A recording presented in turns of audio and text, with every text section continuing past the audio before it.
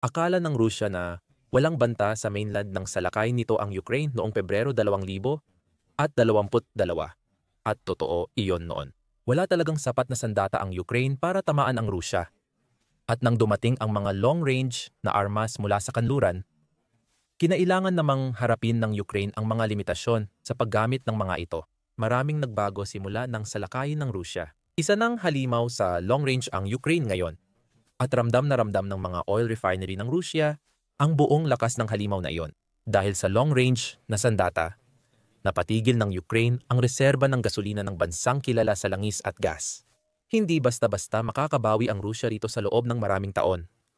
Habang hinaharap nito ang mga bunga ng digmaang sinimulan ni Vladimir Putin. Noong 2024, inatake ng Ukraine ang mga oil refinery ng Rusya.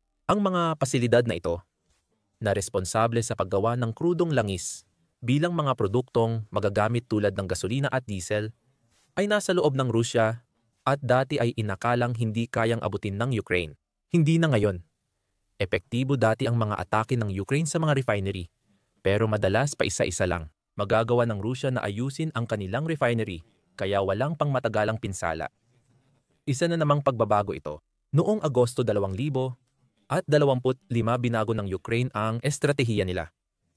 Patuloy silang tumatarget ng refinery, pero hindi na kasing dami tulad dati. Kapag tinamaan ang refinery, madalas itong ulitin kaya mas tumatagal bago magamit muli. Malaki ang naging epekto sa Russia ng sunod-sunod na pag-atake sa mga refinery noong ikalawang kalahati ng 2025. Ngayon, bagong tagumpay ang Ukraine. 50% ng kapasidad ng pagre-refine ng Russia ay tinamaan na. Sabi ng Euromaidan Press, sa ulat noong Oktubre 21 na abot na ng Ukraine ang mahalagang bilang na ito. Sinasabi nito na ang mga long-range drone at missile ng Ukraine ay direktang tumama sa halos kalahati ng mga refinery ng Russia. Marami sa mga ito ang nagsara at di na nakakapagpadala ng produkto sa ibang bahagi ng Russia. Sa isang perpektong mundo, magagawa ng Ukraine na tamaan ang natitirang 50%. Malabong mangyari iyon ayon sa ulat dahil ang kalahati pa ng mga refinery ng Russia ay masyadong malayo mula sa Ukraine para tamaan ng mga drone o kaya naman ay mababa na ang kapasidad ng operasyon. Kaya hindi sila prioridad na target. Kaya may sapat pa ring bilang ng mga hindi nasirang refinery ang Russia. Gayunpaman, ang pagiging malayo ng mga refinery na iyon mula sa Ukraine ay isang problema. Kailangang tiyakin ni Putin na agad makarating sa mga sundalong Russian sa Ukraine ang gasolina mula sa kanilang bansa para mapanatiling gumagana ang makinarya ng digmaan. Ang Ukraine ay tumatarget sa lahat ng refinery na kaya nilang abutin. Kaya ang natitira na lang ay ang mga malalayo para punan ang kakulangan. Mas mahaba na ang biyahe ng gasolina papuntang Ukraine. Hindi pa natin nababanggit ang epekto ng mga pag-atake sa bansa o sa kakayahan ng Russia magbenta ng mahalagang produkto nito. Dagdag pa sa mga problema ng Russia, ang sitwasyon ng pagkukumpuni. Ang mga sanksyon ng kanluran ay nagdulot ng napakaraming problema sa Russia kapag sinusubukang kumpunihin ang mga refinery dahil ibig sabihin nito ay kulang ang mga piyesa na magagamit. Sabi ng Euromaidan Press, napipilitan ang Russia na ilipat ang mga piyesa papunta sa mga refinery na tinatamaan ng Ukraine. Ibig sabihin, ang refinery na malayo sa Ukraine ay hindi na maintenance at unti-unting nasisira kahit walang direktang tama. Sinusulit ng Ukraine ang problema ng Russia sa supply para mas maraming refinery nito ang mahirapan. At hindi mo na kailangang manghula ng 3 beses para malaman kung ano ang gagawin ng Ukraine kapag ginamit ng Russia ang mga inilipat na piyesa para muling paganahin ang isang refinery. Mas maraming pag-atake.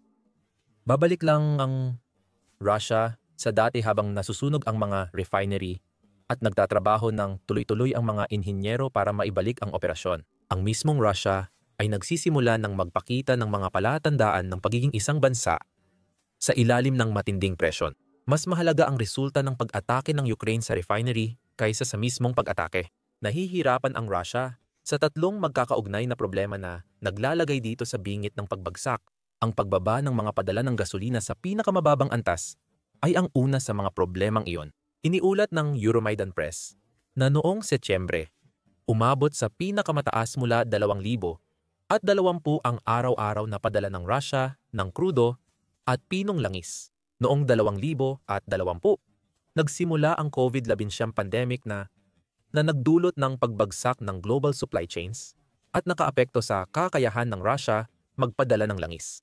Noon, takot sa di kilalang sakit ang nagdulot ng problema sa Russia. Ngayon, dahil sa Ukraine, tapos na ang pagpapadala ng Russia dahil wala na itong langis at krudo na maibebenta. Hindi ibig sabihin na ubos na ang langis ng Russia. Ayon sa Euromaidan, noong Setyembre, nakabenta ito ng 369 milyong bariles ng krudo at produktong langis kada araw. Mukhang napakalaking bilang niyan at maaring totoo ito para sa isang bansa na hindi umaasa sa sektor ng langis para suportahan ang ekonomiya nito. Ipinapakita nitong bumaba ng higit 26% kumpara sa karaniwang antas ng Russia noong nakaraang taon. Ngayon, ayon sa Euromaidan Press, mas kaunti na ang produktong dinadala ng tren at naipapadala sa barkong pang-export. Hindi tulad dati na madalas iniwan ang mahahabang hanay ng tangke sa mga terminal. Ibig sabihin, mas maliit na ang kinikita ng Russia sa export ng langis at gasolina ngayon. Ayon sa Reuters, bumaba sa 1.335 bilyon noong Setyembre ang pinagsamang export ng langis at gasolina ng Russia. Malaki pa rin ang halagang ito na nagpapakitang marami pang dapat gawin ang Ukraine para pahinain ang industriya ng langis ng Russia. Gayunpaman, ang 1.335 bilyon ay mahigit dolyar, 200 milyon na mas mababa kaysa kinita ng Russia mula sa langis nito noong Agosto. Agosto rin ay buwan ng pagbaba. Ayon sa Reuters, bumaba ang kita ng Russia mula Hulyo hanggang Agosto. Iniuugnay ng International Energy Agency ang pagbaba ng kita sa Ukraine at sa malalayong drone attacks nito. Ayon sa Reuters, ang tuloy-tuloy na pag-atake sa enerhiya ng Russia ay nagbawas ng 50,000 bariles kada araw sa pagpoproseso ng krudo, nagdulot ng kakulangan ng gasolina at mas mababang pag-export. Ayon sa International Energy Agency, dagdag pa ng Center for Research on Energy and Clean Air, may masamang balita para sa Russia. Noong Setyembre, bumaba ng 4% ang kita ng bansa mula sa fossil fuel kumpara sa nakaraang buwan. Ayon sa organisasyon, ang kita ng Setyembre 2025 ay 26% mas mababa kaysa sa kinita ng Russia mula sa fossil fuel noong parehong buwan. Noong 2024 bumaba ang kita, lalo na nang umabot ito sa pinakamababa kada buwan mula sa fuel. Simula nang salakayin ni Putin ang Ukraine, isa lang ang malinaw na konklusyon: epektibo ang pag-atake ng Ukraine sa mga refinery, kaya asahan pang may mga susunod na ganitong atake sa Russia. Ang una sa tatlong isyong ito ay pinaka-nakakaapekto sa kakayahan ng Russia na makipagdigma sa Ukraine. Ang estratehiya ng pagsira sa mga refinery ay ginawa para limitahan ang bentahan ng langis at krudo ng Russia. Si Putin ay magkakaroon ng kaunting pera hanggat maaari na maipupuhunan sa kanyang digmaan sa Ukraine. Mas kaunting pera ay nangangahulugan ng mas kaunting mga sundalo at mas kaunting kagamitan sa larangan ng labanan. At dahil nahihirapan ang mga refinery na gumawa ng ginagawa ng Russia, hindi magkakaroon ng sapat na gasolina ang kanilang ipinapadala na kailangan para magsagawa ng tuloy-tuloy na pag-atake laban sa Ukraine. May dalawa pang isyong dulot ng pagtama ng Ukraine sa kalahati ng refinery ng Russia. Malaki ang apektado sa maritime exports ng Russia. Ayon sa Euromaidan Press, bumaba ng 17% ang seaborne exports ng refined oil products ng Russia noong Setyembre dahil sa pagtigil ng operasyon ng maraming refinery. Hindi na dapat itong ikagulat. Noong Setyembre, pinalawig ng Russia ang export ban sa gasolina hanggang 2025 at nagpatupad ng partial ban sa diesel export. Dahil sa pagbaba ng kapasidad ng refinery, ginagawa ng Russia ang lahat para mapanatili ang lokal na supply ng gasolina na nagdudulot ng malaking epekto sa kalakalan ng bansa. Sa pamamagitan ng dagat, malaki ang naitutulong ng pagbaba ng pagpapadala ng gasolina sa dagat. Para ipaliwanag kung bakit ganito ang itsura ng kita ng Russia mula sa langis at gasolina ngayon. Mukhang mas malaking problema pa ang haharapin ng Russia sa hinaharap.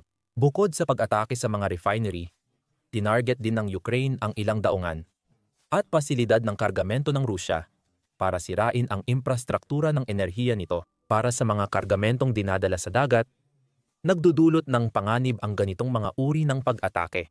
At kasabay ng mas mataas na panganib, tumataas din ang demand na magbayad ang Russia ng mas malaki para masiguro ang mga daungan at barko nito. Kapag hindi mapagkakatiwalaan ang tawag sa daungan at barko, tumataas ang insurance premium, lalo na para sa mga luma at shadow fleet na tanker na may hindi malinaw na dokumento. Dahil dito, napipilitan ang mga mangangalakal na kumuha ng mas mahal na insurance o lumipat sa mababang kalidad na barkong may manipis o suportadong insurance ng estado. Pinapatagal nito ang pagpapadala at pinapataas ang gastos ng bawat bariles na naipapadala. Ayon sa ulat ng Euromaidan Press, ang pagtaas ng gastos sa pagpapadala ng bawat bariles ang mag-aalala sa Russia.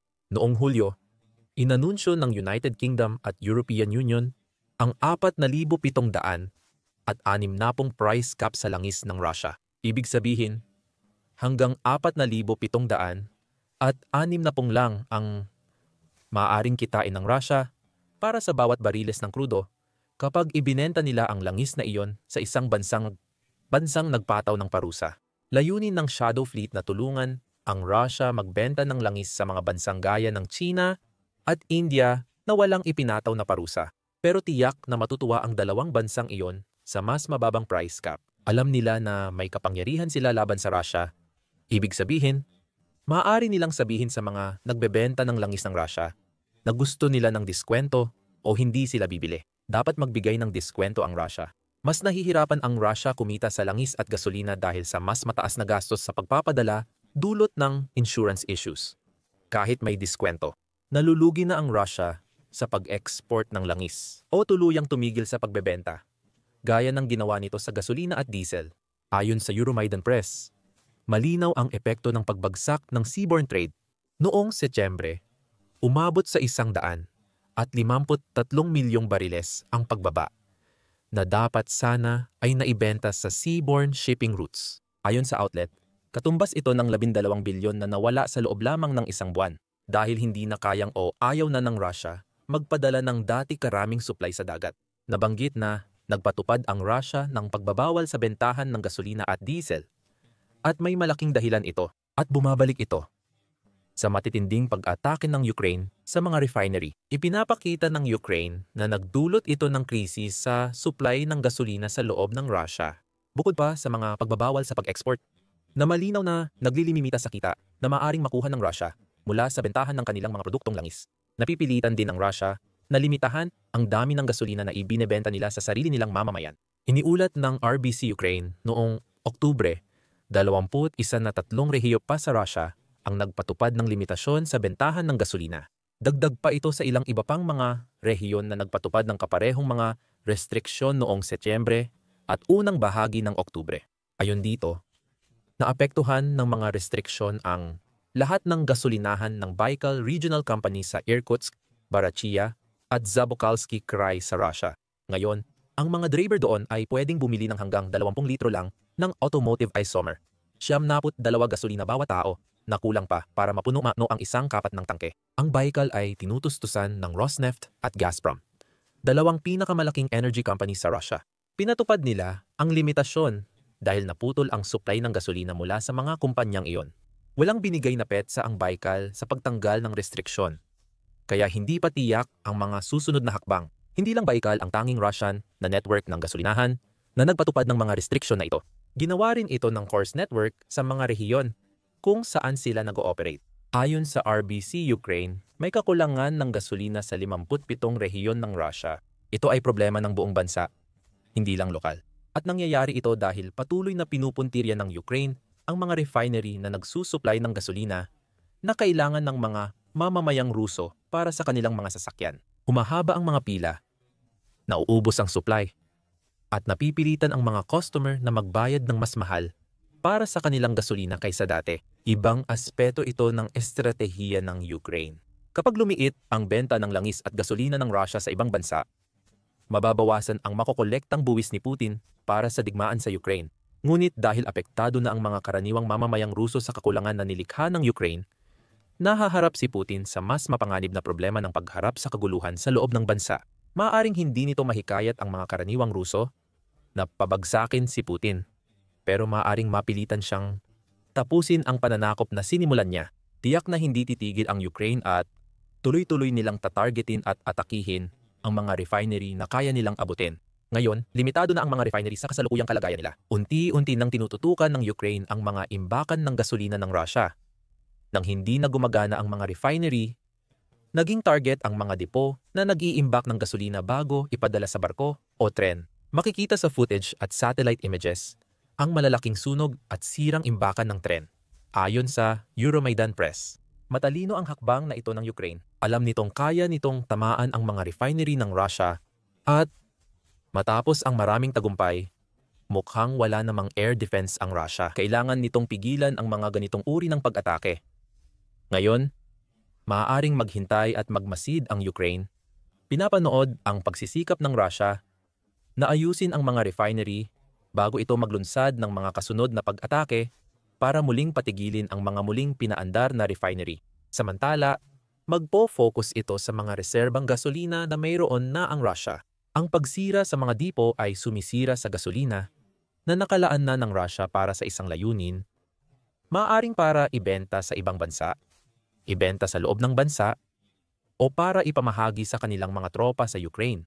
Hindi agad mapalitan ang mga nasusunog na nakaimbak na gasolina dahil sa mga pag-atake ng Ukraine sa mga refinery. Kaya't kontrolado ngayon ng Ukraine ang Russia. Tinanggal na nito ang mga paraan ng produksyon. Ngayon mismong produkto na ang tina-target. Para kay Pangulong Volodymyr Zelensky ng Ukraine, ang mga pag-atake sa refinery at epekto nito sa Russia ay paraan para ipakita kay Putin ang realidad. Niloko ni Putin ang mga Russian na akala nila walang masamang epekto ang pagsakop sa Ukraine sa kanilang bansa. Pinatunayan ng Ukraine na kasinungalingan iyon. Mas tumaas na ang saklaw at bisa ng ating long-range na parusa laban sa Russia. Ayon sa Euromaidan Press, halos araw-araw tinatamaan ang mga oil refinery ng Russia. Sinabi ni Zelensky sa talumpati niya sa Ukraine noong Oktubre 19, ang mga pag-atake, ayon sa Pangulo ng Ukraine, ay nagbabalik sa Russia sa realidad. Plano ng Ukraine na gantihan ang bawat long-range attack ng Russia gamit ang sarili nilang mga aksyong militar. Palalawakin pa raw nila ang kanilang kakayahan ayon kay Zelensky. Malapit nang maranasan na ng Russia ang mas matindi at maraming pag-atake sa mga refinery at depot habang pinapalakas ng Ukraine ang kanilang long-range drone at missile arsenal. Layunin ng Ukraine na pabagsakin ang industriya ng langis at gasolina ng Russia at maaaring mas malapit na itong mangyari kaysa sa inaamin ni Putin. Noong Oktubre 21, naglabas ng artikulo ang Atlantic Council na nagsasabing maaaring nauubusan na ng gasolina ang makinarya ng digmaan ni Putin. Bukod sa ilang isyung binanggit sa video, sinabi rin ng konseho na sabi ng International Energy Agency, bababa ang pag-refine ng Russia dahil sa mga pag-atake sa refinery ng Ukraine hanggang kalagitnaan ng 2026. Kung lumalakas ang Ukraine gaya ng sabi ni Zelensky, baka sobrang optimistiko ang pagtatayang kalagitnaan ng 2026. Magdudulot din ng dagdag na pasakit ang Russia sa sarili nitong mamamayan sa pamamagitan ng pagtaas ng value-added tax rate mula 20% hanggang 22% sa isang desperadong pagsisikap na punan ang kakulangan sa budget ng Russia na dulot ng mga pag-atake ng Ukraine sa mga refinery. Bumabalik ito sa punto na nabanggit natin kanina tungkol sa pagdudulot ng hindi pagkakasya sa mga mamamayang Ruso. Ayaw nilang marinig yan, ang gasolina na binibili nila. Pati na rin ang lahat ng iba pang may value-added tax ay magiging mas mahal. Habang nakapila sila sa lamig para sa rasyon ng gasolina, napipilitan na ring unahin ng Rusya kung saan ilalaan ang natitirang gasolina, na problemang hindi pa nila naranasan sa digmaan. Napansin ng Kiev Insider na uunahin talaga ito kung mapabagsak ng Ukraine ang 40-50% ng kapasidad ng pagre-refine ng Rusya. Nasa ganong punto na ngayon ang Rusya. At kitang-kita na natin na ang militar ang inuuna nila. Kahit inuuna ng Rusya ang sundalo kaysa mamamayan, maaapektuhan pa rin ang kanilang lakas sa digmaan dahil sa maraming sirang refinery. Sa operasyon, ramdam ang bigat ng sitwasyon. Sabi ng Kiev Insider, inaasahan ang mas kaunting paglipad ng eroplano, malakihang opensiba, at mabagal na lohistika. Ayon sa kanya, kung magpapatuloy ang bilis ng pag-atake ng Ukraine sa mga refinery hanggang 2026, magiging istruktural na nakaasa ang Russia sa pag-export ng krudong langis. Mas mababa ang presyo ng krudong langis kumpara sa mga produktong langis na naproseso na. At ang mga issue sa price cap na nabanggit natin kanina ay talagang mararamdaman ng Russia kapag narating na nila ang puntong iyon. Lalong nagiging desperado ang sitwasyon sa Russia. Paparating na ang pagbagsak at maaring hindi agad makabangon ang bansa mula rito sa loob ng maraming taon. Ang tugon ng Russia sa lahat ng ito ay subukang ipatikim sa Ukraine ang sarili nitong gamot.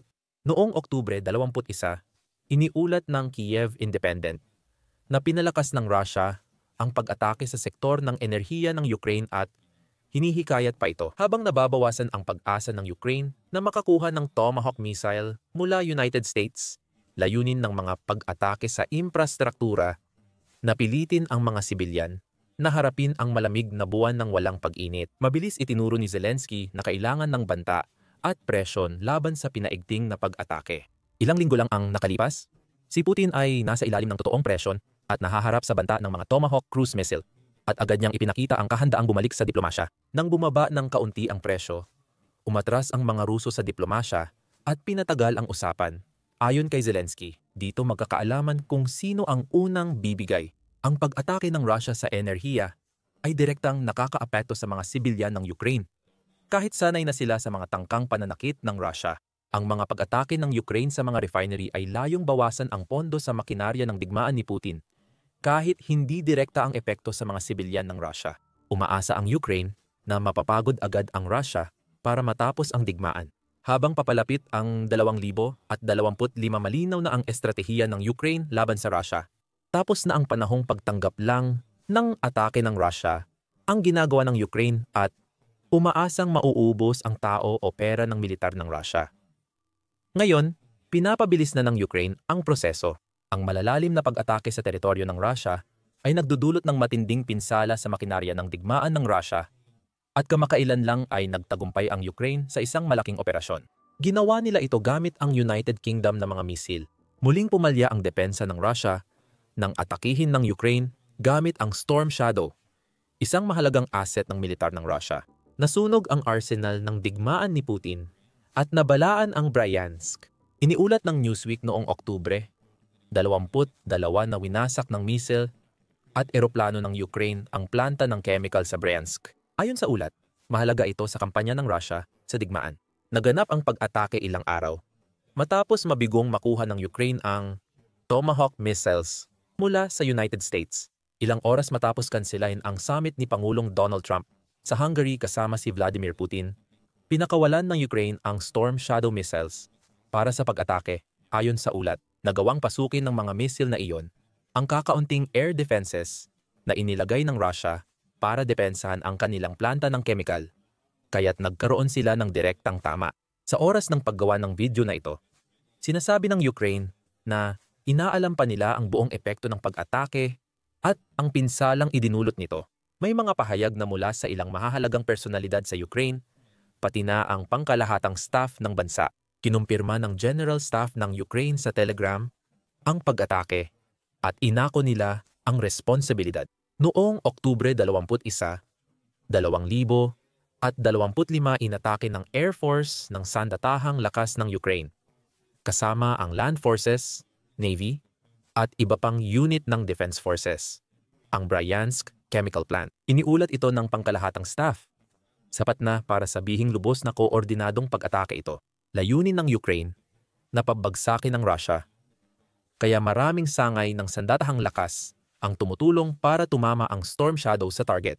Kinumpirma ng pangkalahatang staff ang paggamit ng mga sandata, malawakang missile at airstrike na may Storm Shadow missiles ang ginamit at matagumpay na nakalusot sa depensa ng himpapawid ng Russia. Ayon sa pangkalahatang staff, layunin nilang pahinain ang opensiba ng Russia sa pagsira ng isa pang mahalagang pasilidad militar at ang planta ng chemical sa Bryansk ay tiyak na mahalaga.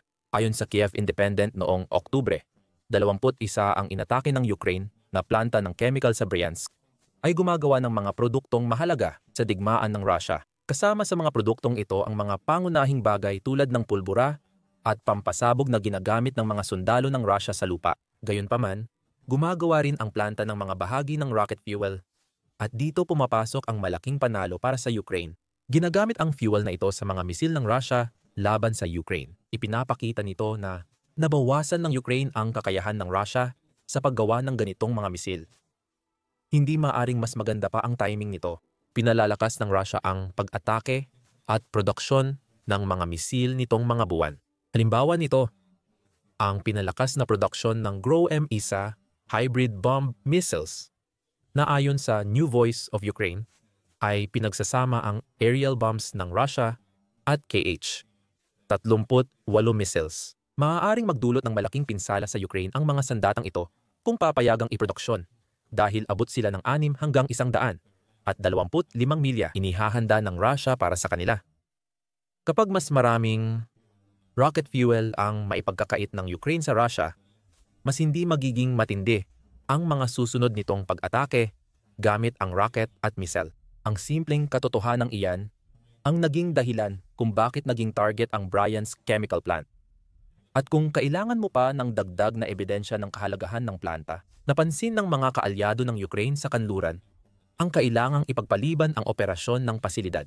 Noong Setyembre, 12 iniulat ng Kiev Independent na nagpatupad ang United Kingdom ng bagong parusa laban sa Russia, kabilang ang ilan para sa planta. Pinarusahan din ito ng Estados Unidos. Problema rin ang lapit nito sa Ukraine. Ayon sa Euromaidan Press, ang Bryansk chemical plant ay 700 at 76 milya mula sa hilagang hangganan ng Ukraine. Ang isang planta na ganito kalapit sa Ukraine ay maaaring makapagpadala ng supply sa mga sundalo ng Russia ng mas mabilis. Maliban na lang kung ang planta ay maagaw, isang misyon. Hindi lang ang pangkalahatang staff ng Ukraine ang nagbigay ng komento tungkol sa kahalagahan ng plantang ito at sa mga dahilan kung bakit ito inatake ng Ukraine. Nag-post si Robert Brovdy, komandante ng puwersa ng Ukraine para sa mga walang taong sistema, sa Telegram na nawasak ang planta matapos ang pag-atake. Hindi pa opisyal ang pahayag mula sa Ukraine. Ayon kay Brovdy, isa itong malakas na dagok sa kakayahang makipaglaban ng worm sa larangan ng labanan. Dito at ngayon, ito marahil ang pinakamalaking industrial at produksyon na base ng mabibigat na armas sa harapan na ginagamit ng hukbong worm ngayon sa larangan ng labanan. Ipinunto pa ni Brovdy na mahalaga ang planta sa pagsasaayos ng lahat ng multiple launch rocket systems ng Rusya, kabilang ang Tornado at Grad. Kailangan din ito sa paggawa ng Zemledalaya ng Rusya, isang remote mine-laying system. Nagtapos si Brovdy sa babala, araw-araw tayong lumalaban. Pabilis na nang pabilis ang galaw ng mga ibon ng Unmanned Systems Forces. Ipinapahiwatig ng mga komentong ito na maaaring may papel din ang mga drone ng Ukraine sa pag-atake sa Bryansk chemical plant, kahit hindi pa ito kumpirmado. Kung may papel sila, ginamit ng Ukraine ang mga drone bilang pain sa air defenses ng Russia para magkaroon ng ligtas na daanan sa Storm Shadow missiles papuntang planta. Haka-haka lang iyan, pero mukhang iyon ang pinakamakatwirang opsyon, lalo na't sabi ni Brovdy na ginamit ng Ukraine ang unmanned systems nila sa pag-atake. Maaaring tinutukoy ni Brovdy ang mga hindi pa kumpirmadong pag-atake ng Ukraine sa ibang bahagi ng Russia. Sa ulat nito tungkol sa pag-atake sa Bryansk chemical plant, binanggit ng Euromaidan Press na ilang rehiyon sa Russia ang nakaranas ng pagkawala ng kuryente sa parehong araw ng pag-atake sa planta. Ang Kryvchevsk, isang bayan sa hilaga ng Bryansk, ay kabilang sa mga rehiyong iyon. Kumakalat ang mga larawan at video ng nasusunog na power substation. Ipinapahiwatig nito na nagawa ng Ukraine na tamaan hindi lang ang isang planta ng chemical noong gabi ng Oktubre 21. Ayon sa Euromaidan Press, nagkaroon din ng sunog sa Smolensk, Russia, na 167 milya mula sa hangganan ng Ukraine na ilalagay ito sa saklaw ng Storm Shadow at ng maraming iba't ibang drone ng Ukraine. Nasunog ang thermal power plant ng lungsod matapos ang drone alert. Abala ang Ukraine noong Oktubre 21 at ang pag-atake sa Bryansk chemical plant ang posibleng pinakamalakas na suntok ng gabi. Pero nagbigay rin ang Ukraine ng ilang matitinding dagok sa energy infrastructure ng Russia. Iyon ang inaakala natin. Hindi pa kinukumpirma ng Ukraine ang dalawang pag-atake ayon sa Euromaidan Press. At walang pahayag ang Russia na kadalasan ay senyales na sinusubukan ng bansa na mag-imbento ng palusot. Nagbubulag-bulagan lang ba sila at umaasang kakaunti lang ang makakapansin sa apoy? Balikan muna natin sandali ang planta ng Bryansk. Nabanggit natin kanina kung gaano kahalaga ang plantang ito sa inaakalang pagsuporta sa digmaan ng Russia. Maaaring magtaka ka kung bakit ngayon lang tinarget ng Ukraine ang pasilidad na ito, pero hindi iyon ang nangyari. Ang pinakahuling pag-atake sa planta ay ang pinakabago lang dahil tinamaan na ito ng Ukraine nang hindi bababa sa isang beses noon. Noong Enero 13, iniulat ng Kiev Independent na ayon sa media ng Russia, nasira ng aerial assault ng Ukraine ang Bryansk chemical plant.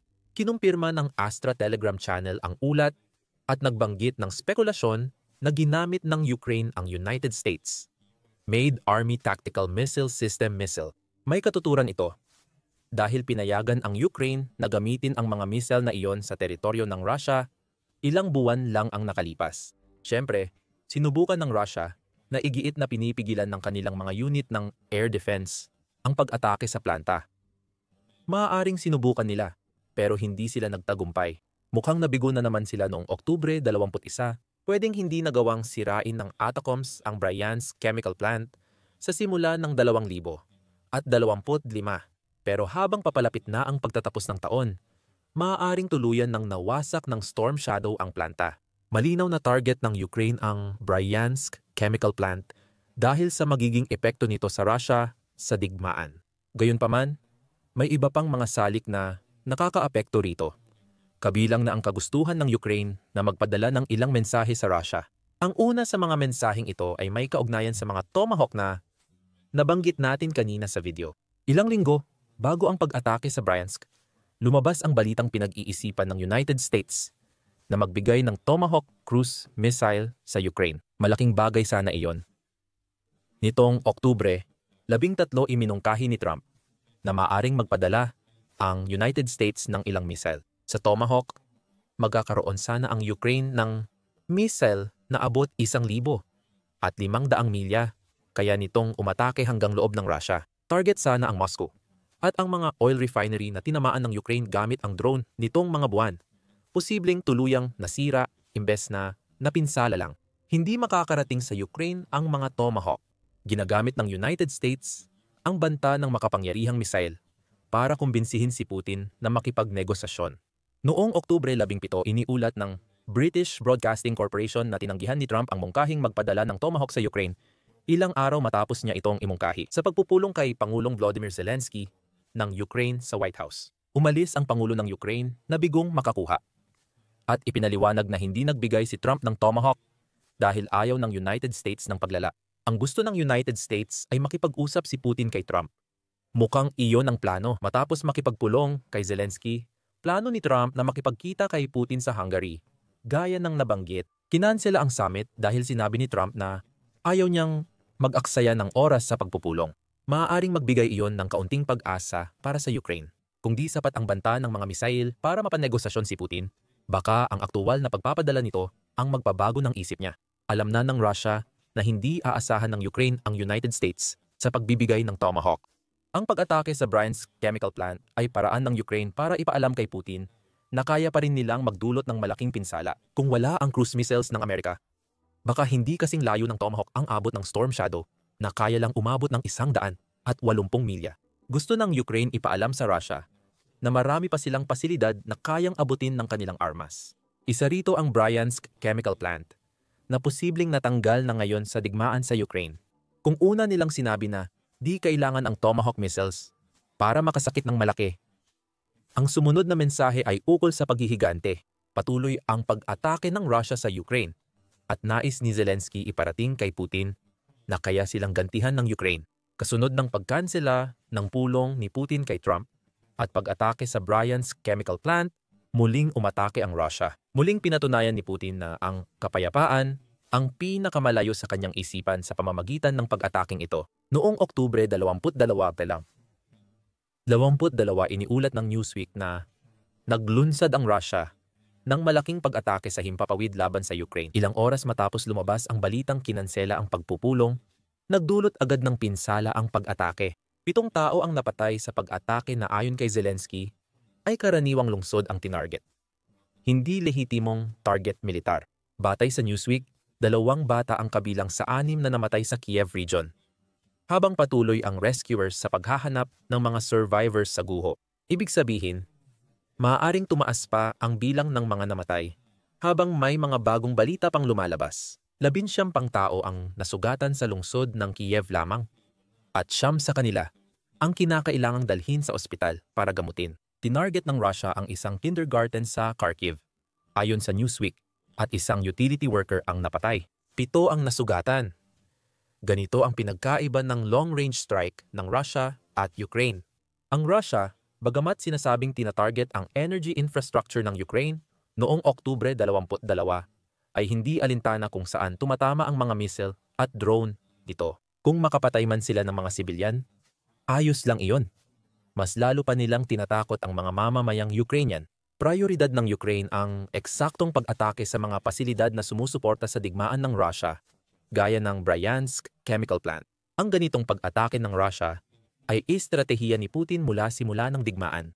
Ayon sa statista, 13,883 na sibilyang Ukrainian ang namatay dahil sa mga airstrike at pag-atake ng Russia mula nang magsimula ang digmaan. Ang paghihiganti sa mga kalupitang ito ang naging dahilan ng aksyon ng Ukraine sa Bryansk.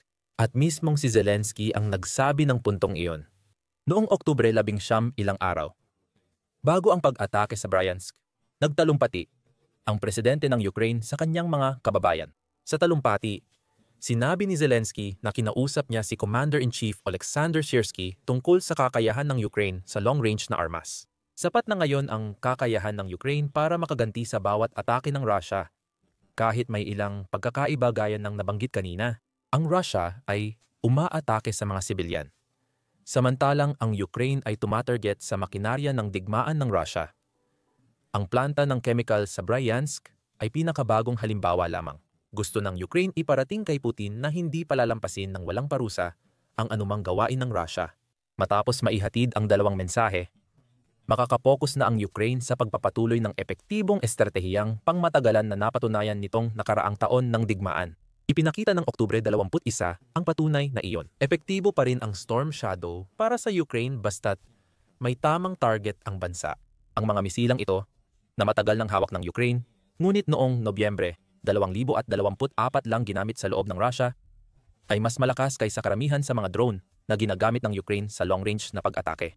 Binuo ito kasama ang United Kingdom at Pransya, at tinatawag itong Scalp missiles sa Pransya. Kayang maglakbay ng 100 at 55 milya ang Storm Shadow at inilulunsad mula sa eroplano. Dahil dito, naiulat na ginamitan ng missile at eroplano ang pag-atake sa Bryansk Chemical Plant. Kailangan mailapit ng Ukraine ang fighter jet sa saklaw, pero dahil sa layo ng Storm Shadow, siguradong magagawa nila ito mula sa kanilang teritoryo. Ayon sa British Broadcasting Corporation, ang Storm Shadow missile ay kayang maglakbay halos kasing bilis ng tunog kapag pinakawalan. Mahalaga, ang missile ay mababa ang lipad at dumidikit sa lupa, kaya hirap ang air defense system na subaybayan ito. Habang lumalapit sa target, ang Storm Shadow ay bumababa at nagpapasabog ng broach, penetrator at high explosive warhead. Kaya rin nitong tumagos at ayon sa British Broadcasting Corporation, perpekto ang missile na ito sa pagsira ng matitibay na bunker at mga imbakan ng bala. Malamang na walang makapal na armor ang Bryansk Chemical Plant. Ibig sabihin, madali lang itong targetin ng Storm Shadow. Dalawang kahinaan ng missile na ito ay ang maikling abot kumpara sa long-range drone ng Ukraine at ang presyo nitong 1 milyon. Dapat maging maingat ang Ukraine sa paggamit ng Storm Shadow. Ipinapakita ng Oktubre 21 kung ano ang nangyayari kapag pinili ng Ukraine ang tamang target at nagsagawa ng koordinadong pag-atake na layuning matiyak na makarating ang kanilang mga Storm Shadow missile sa dapat nitong puntahan. Posibleng tinulungan ng Russia ang Ukraine sa pag-atake. Gaano kaayos? Ayon sa Ministry of Finance ng Ukraine, sa halos 4 na taon ng digmaan, nawalan ang Russia ng 1,200 at 29 anti-aircraft warfare equipment. Dahil manipis na ang kanilang air defenses, napipilitan ang Russia na bigyang prioridad ang proteksyon ng ilang kagamitan kaysa sa iba. Hindi kinaya ng inilagay ng Russia sa Bryansk Chemical Plant na mapabagsak ang Storm Shadow missile. Lubos na sinamantala ito ng Ukraine. Gayunpaman, gusto pang gumawa ng higit ng Ukraine. Iniulat ng Euromaidan Press na sinusubukan ng bansa na palawakin ang deep strike campaign sa antas na di pa nararanasan ng Russia sa digmaan. Kailangan ng Ukraine ng mga misil para magawa ito. Gumagawa ang Ukraine ng ilang mga misil mismo, kabilang na ang bagong Flamingo, na ayon sa Kyiv Post ay sapat na makapangyarihan at mura upang mabago ang estratehikong balanse sa Europa. Kailangan pa rin ng Ukraine ng dagdag na misil mula sa mga kaalyado. Ngunit hindi pa kasama ang Tomahawk sa mga opsyon ngayon. Ayon kay Brigham McCown ng Hudson Institute, kailangan ng Ukraine ng daan-daang bagong misil para mapalakas pa ang deep strike strategy nila.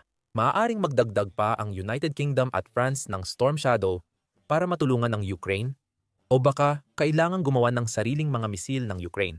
Anuman ang maging paraan, mukhang magkakaroon na ng mas malaking kalayaan ang Ukraine sa paggamit ng mga misil na gawa sa kanluran. Ayon sa United 24 Media, iniulat noong Oktubre 22 na inalis na ng United States ang restriksyon sa paggamit ng mga misil. Dati, hindi pinapayagan ang Ukraine gumamit ng long-range missile na gumagamit ng Amerikanong targeting data. Lumabas ang suhestyon ng pagtanggal ng restriksyon matapos atakihin ng Ukraine ang Bryansk gamit ang Storm Shadow. Pero itinanggi ito ni Trump. Tinawag niya itong peking balita at iginiit na walang kinalaman ang United States sa mga misilang. Saan man ito galing o ano man gawin ng Ukraine. Totoo ba si Trump? Mahirap malaman. Matapos makansela ang summit ng Hungary kay Putin, may dahilan na ang United States President na magalit dahil nabigo ulit ang kanyang pagsisikap para sa kapayapaan sa Ukraine. Maaaring senyales ang Oktubre 21 na tinanggal na ni Trump ang mga restriksyon laban sa ganitong pag-atake, na pabor sa kampanya ng malalimang pag-atake ng Ukraine. Sa Rusya, ang sunog sa planta ng chemical sa Bryansk ay posibleng senyales ng hinaharap ng bansa. Ipinapakita ni Vladimir Putin ang kumpiyansa sa paningin ng mundo. Nagdadala siya ng nakakatakot na aura. Laging tuwid ang tindig at handang manlait sa mga hindi sumasang-ayon sa kanyang pananaw. Siya ang matatag na leader ng politika sa Russia, ang nag-iisang tao na maaasahan ng mga Ruso para dalhin ang kanilang bansa sa yaman at kasaganaan. Sa digmaan sa Ukraine, ganap ang paghahari laban sa kontra-Russia. Nakakatawa ang mga itsura. Sa likod ng tabing ni Putin, may isang taong takot sa lahat ng bagay sa paligid niya. Lalong naging paranoid si Putin. Kaya tuloy-tuloy ang takot niya sa pagtataksil mula sa Kremlin. Wala sa mga ito ang makikita sa imahe na ipinapakita ni Putin sa mundo. Ngunit naroon ang mga palatandaan na nilalamon na siya ng kanyang paranoia. Tingnan mo lang ang mga sunod-sunod na kamakailang pagkamatay para makita ang palatandaang iyon. Noong Hulyo 8 lumabas ang balita na nagpakamatay ang dating ministro ng transportasyon ng Russia na si Roman Starovoj isang araw bago iyon.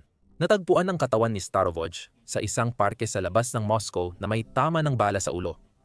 May baril na nakalagay sa tabi ng kanyang katawan na nagpapahiwatig na si Starovoj mismo ang bumaril sa sarili niya. Maaring may motibo siya. Tinanggal ni Putin si Starovoj sa posisyon ilang oras bago ang insidente. Nagulat ang Russia. Pero hindi naman dapat.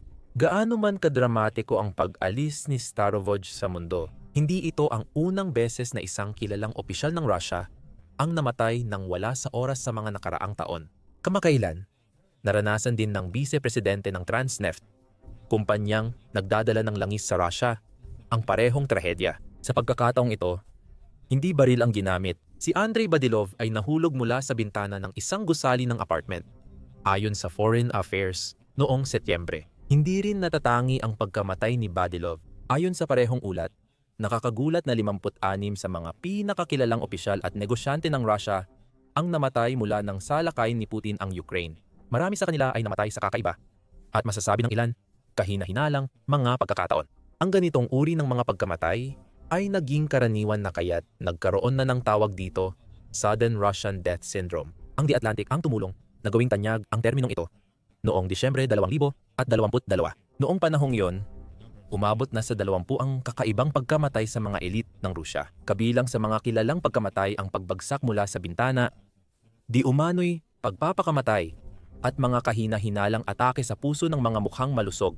Ang sindrom ng biglaang pagkamatay ng mga Ruso ay tumutukoy sa anumang di maipaliwanag na pagkamatay ng kilalang opisyal ng Rusya. Kung hindi pa rin malinaw ang mga pahiwatig, malaki ang posibilidad na sinadya ng Kremlin ang mga pagkamatay na ito at maaaring iniutos pa ni Putin.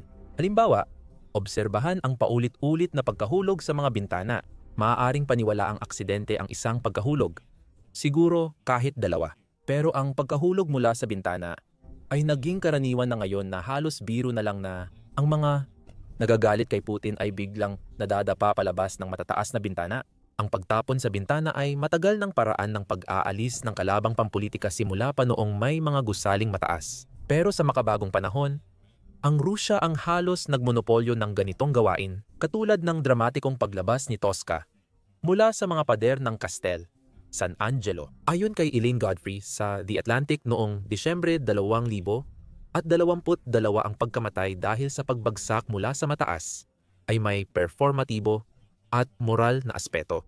Mukhang may pagka-performatibo si Putin. Hindi niya alam na ang mga pagkamatay na ito ay nagpapakita ng kahinaan sa kanyang imahe bilang matatag na pinuno ng Russia. Laganap na ang biglaang pagkamatay ng mga Ruso mula nang salakay ng Russia ang Ukraine. Dahil paranoid si Putin, ang oposisyon, kahit mula sa mga kakilalang maaaring gusto lang ang pinakamabuti para kay Putin. Kaaway na ngayon ang Russia at pati mga pinagkakatiwalaan ni Putin ay nanganganib.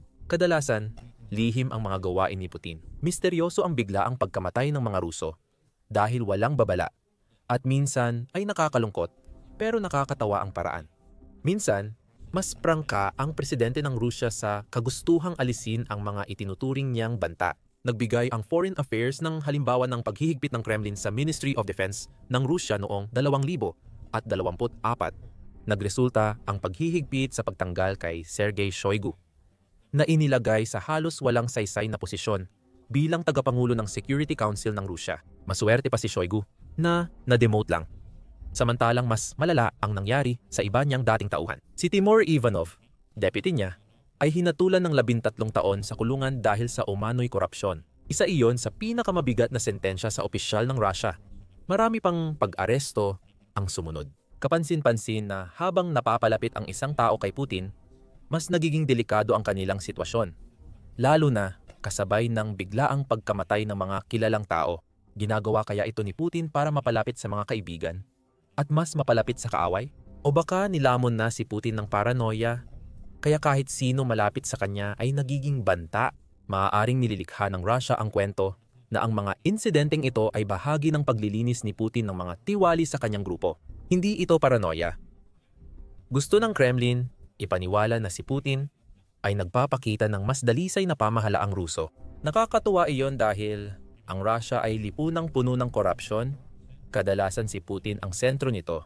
Noong Enero 2016 iniulat ng British Broadcasting Corporation na naniniwala ang United States Treasury na tiwali si Putin. Malinaw na inakusahan ni Adam Zubin, dating namahala ng parusa ng Amerika laban sa Russia. Napansin naming pinapaboran niya ang mga kaibigan at kakampi at iniiwasan ang hindi niya kaibigan. Gamit ba ang mga ari-arian ng Estado, kabilang ang yaman ng enerhiya ng Russia, o ibang kontrata ng gobyerno? Ibinibigay niya ang mga iyon sa mga pinaniniwalaan niyang magsisilbi sa kanya at iniiwasan ang iba. Para sa akin, larawan iyon ng korupsyon. Ani Zubin. Mukhang tama siya. Ayon sa The Week, si Putin ay maaring mayaman na umaabot sa 200 bilyon. Medyo kakaiba iyon, lalo na't ayon sa opisyal na mga dokumento ng Kremlin, kumikita lang si Putin ng 100 at 40,000 na sweldo bilang presidente ng Russia. Halos nagpapahiwatig ito na ang mga taong tinatanggal ni Putin, maging sa pamamagitan ng pagbaba ng ranggo, pagkakakulong, o biglaang pagkamatay na tinatawag na Russian Death Syndrome, ay sila ring mga taong nagpayaman kay Putin sa buong panahon ng kanyang panunungkulan bilang presidente ng Russia. Hindi talaga layunin ni Putin ang paglaban sa korupsyon dahil siya rin ay korap. Hindi. Ang tunay na layunin sa lahat ng ginagawa ngayon ni Putin ay maiwasan ang tinuturing niyang lumalaking banta mula sa loob ng bansa. Pwedeng mawala sa kanya ang kapangyarihang mahigpit niyang hawak. Ang ginagawa ni Putin sa mga dating malapit sa kanya o responsable sa kanyang pagyaman, nilalayon nitong magdulot ng takot para maging kasing paranoid ng mga tao si Putin. Tinalakay ito ng Foreign Affairs na binanggit na kahit ang pinakabeteranong miyembro ng political class ng Russia ay nahirapan sa pagkamatay ni Starovoj, sa isang banda, hindi pa siya nasasampahan ng anumang kaso. Pero sa kabilang banda, malinaw na pinili niya ang kamatayan kaysa sa kulungan. Ayon sa ulat, ilang opisyal ng gobyerno ng Russia ang dumalo sa libing ni Starovoj na nagdagdag pa sa kalituhan. Sa pagdalo nila, nalalagay ba sa panganib ang mga opisyal dahil nagluluksa sila para sa taong itinuring ni Putin na banta? Trahedya ba ito na hindi talaga ginusto ni Putin kaya okay lang siyang dumalo sa libing?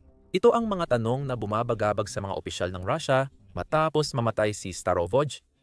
At nais din ni Putin na pag-isipan ito ng kanyang mga opisyal. Hindi rin niya nilinaw ang kanyang posisyon sa libing. Iniulat ng state media ng Russia na magpapapadala si Putin ng korona ng bulaklak sa libing, na nagpapakita na okay lang sa iba ang dumalo.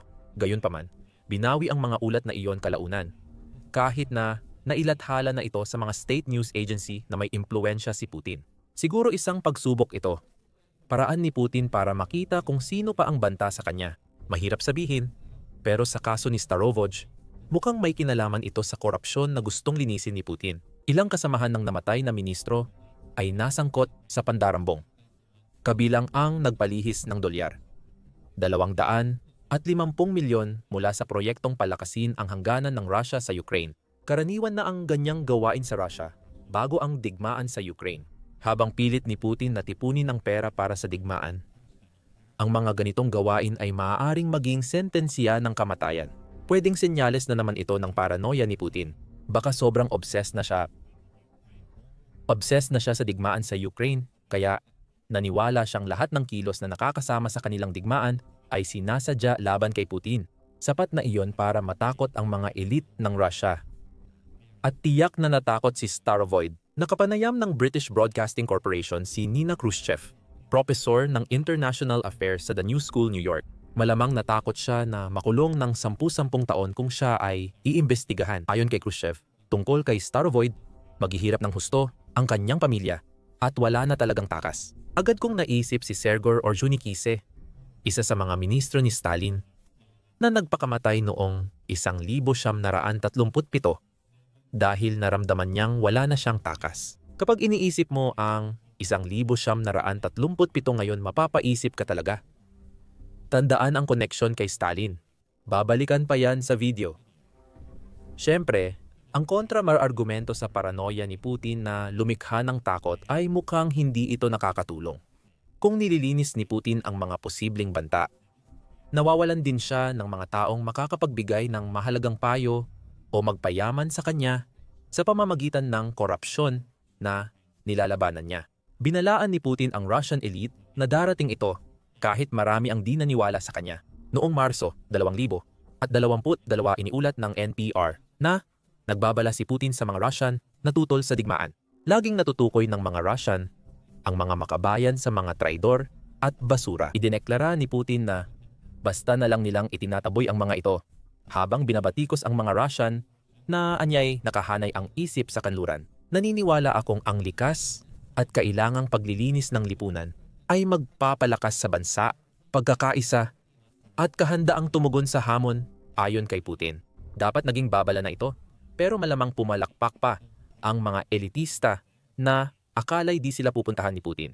Diretsang sinabi ni Putin na lilinisin niya ang sino mang kumontra sa kanya. Ang hindi napansin ng marami sa Russia noon ay ang pagkakakilanlan ni Putin ay sobrang nakatali na sa kanyang kagustuhang angkinin ang Ukraine para sa Russia.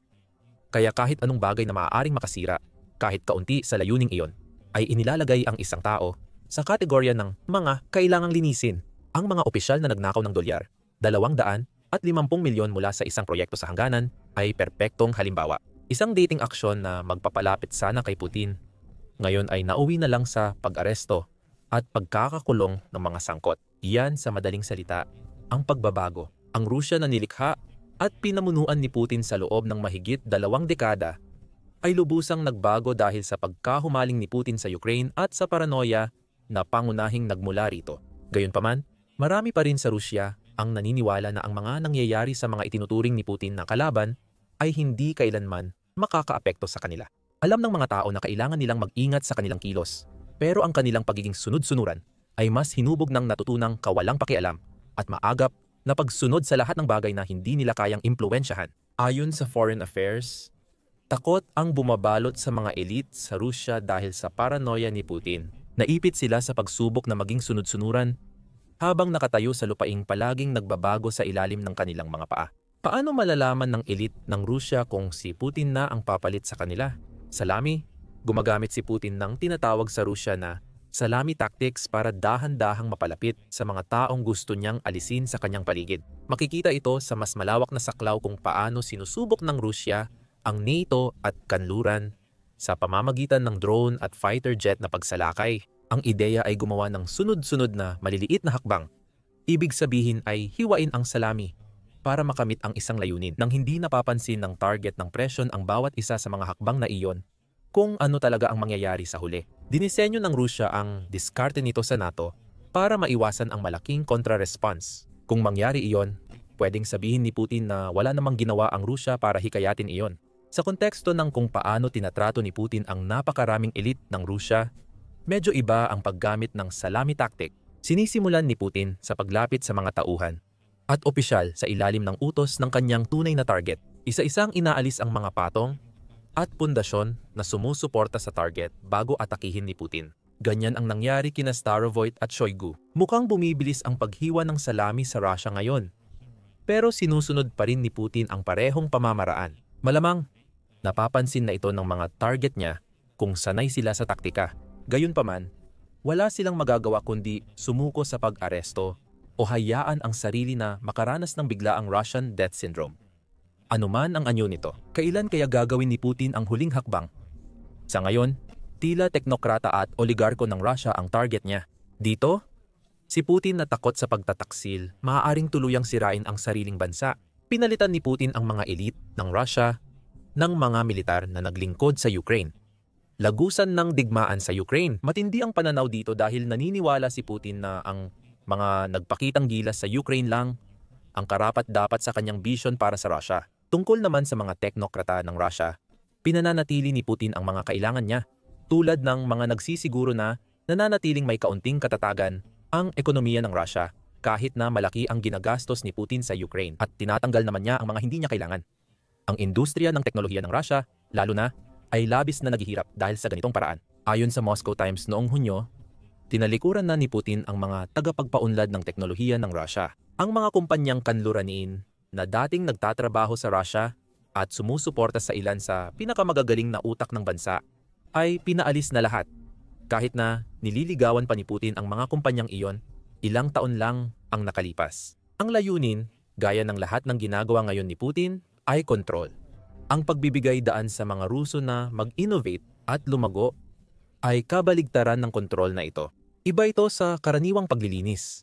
Layunin nitong tiyakin na walang sinumang biglang aangat mula sa ilalim ni Putin para hamunin ang kanyang trono. Hindi lang basta pag-aalis ng mga hindi na niya pinagkakatiwalaan. Makikita ang pagtanggi ni Putin na payagang may umangat sa kakulangan niya ng kakayahang pumili ng kahalili sa kanyang imperyo. Ayon sa ulat ng Kiev Independent noong Mayo, tila may listahan siya. Ngunit ang 73 anyos na si Putin ay tila hindi naghahanda ng sinuman na papalit sa kanya kapag siya ay wala na. Ayon sa Chatham House, madali para sa Kremlin ang magdaos ng magarang inaugurasyon nang tanungin tungkol sa magiging 6 na taon ng pamumuno ni Putin noong Mayo 2024. Ibang usapan na ang pagharap sa epekto ng digmaan, paghalili sa Pangulong pursigidong durugin ang oposisyon, at iba pang gawaing haharapin sa susunod na termino. Mag-iiwan ng puwang si Putin kung mamamatay siyang hindi tinatraidor. At ang kanyang paranoia na lahat ng tao sa paligid niya ay gustong pabagsakin siya ay nangangahulugan na wala siyang nakikitang solusyon kundi iwan ang puwang na ito na magdudulot lamang ng mas maraming problema para sa Rusya habang sinusubukan nitong harapin ang mga epekto ng digmaan sa Ukraine. Ngunit pinakamalinaw na makikita ang paranoia ni Putin sa kakaibang gawin niya. Noong Oktubre 22 inilathala ng Times Radio ang panayam kay Joe Parkinson, pinuno ng World Enterprise Team sa Wall Street Journal. Ibinanggit ng tagapanayam ang kakaibang gawin ni Putin, pagpapatayo ng magkakaparehong conference room na may parehong bilang ng matatalas na lapis ay nagpapakita ng kontrol sa aksyon. Laging kailangang masunod ang gusto ni Putin. Dahil kung hindi, iniisip niyang may gustong manakit sa kanya saan man. Ayon kay Parkinson sa Times Radio, may kaugnayan dito ang nakaraan ni Putin.